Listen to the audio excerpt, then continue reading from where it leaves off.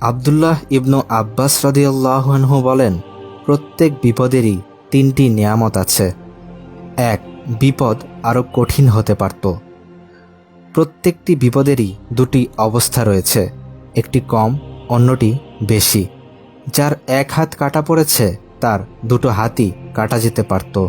যার এক চোখ নষ্ট হয়ে গেছে তার দুটো চোখই নষ্ট হতে পারত। যার পরিবারের একজন মারা গেছে তার পরিবারের সকলেই মারা যেতে পারত। নিজের উপর আসা বিপদকে আমরা যত বড় করেই দেখি না কেন, বিপদের আরও খারাপ স্তর আছে। কাজেই জীবনে যত বিপদ আপদই আসুক, এই কথাগুলো মনে রাখলে ভেঙে পড়বেন না। বিপদকালে অভিযোগ না করে বরং বিপদের মাত্রা নিয়ে ভাবুন। এটি আপনাকে ধৈর্য ধরতে এবং আল্লাহর প্রতি শুকর আদায়ে উদ্বুদ্ধ করবে।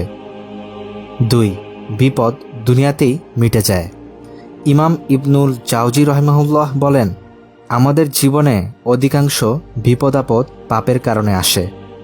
আর আল্লাহর রাসূল সাল্লাল্লাহু আলাইহি ওয়াসাল্লাম বলেন, একজন মুসলিম যে কোনো কষ্ট, ক্লেশ, দুশ্চিন্তা, পেরেশানি ও নির্যাতনের সম্মুখীন হোক না কেন, এমনকি সামান্য কাঁটাবিদ্ধ হলেও আল্লাহ তার বিনিময়ে তার পাপ মোচন করে দেন। আমরা প্রায়ই পাপ করি, সকাল বিকাল উঠতে বসতে গুনাহ হয়।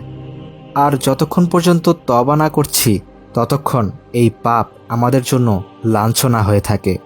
এগুলো আমাদের রুহের জন্য নাপাকি হয়ে থাকে। অন্যদিকে জান্নাত পবিত্র, সেখানে অপবিত্রতার লেশমাত্র নেই। তাই প্রত্যেক পাপ থেকে ব্যক্তিকে দুইভাবে পরিশুদ্ধ করা হয়।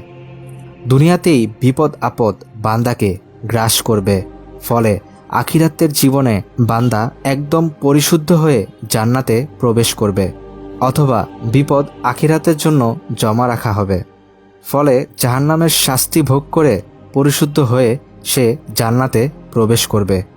কাজেই দুনিয়াতে বান্দার উপর যত বিপদ আপদ আসে সেটা আল্লাহর দয়ার সাক্ষ্য হয়ে আসে, কারণ আখিরাতের শাস্তির তুলনায় দুনিয়ার এই ক্ষণিকের বিপদ অত্যন্ত ঠুনকো। 3, বিপদ দুনিয়াবি বিষয়ের ওপর আসে।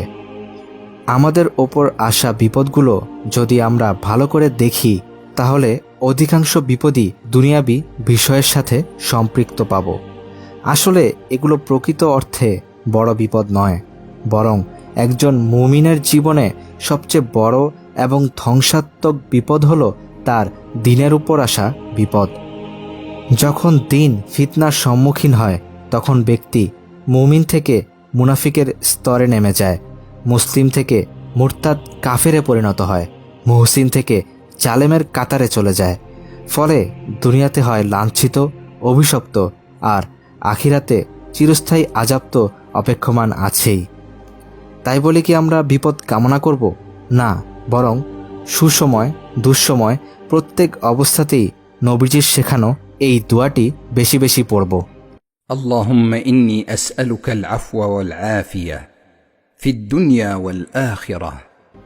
হে আল্লাহ, আমি আপনার কাছে মাফ চাই, দুনিয়া এবং আখিরাত উভয় জাহানেই নিরাপত্তা চাই।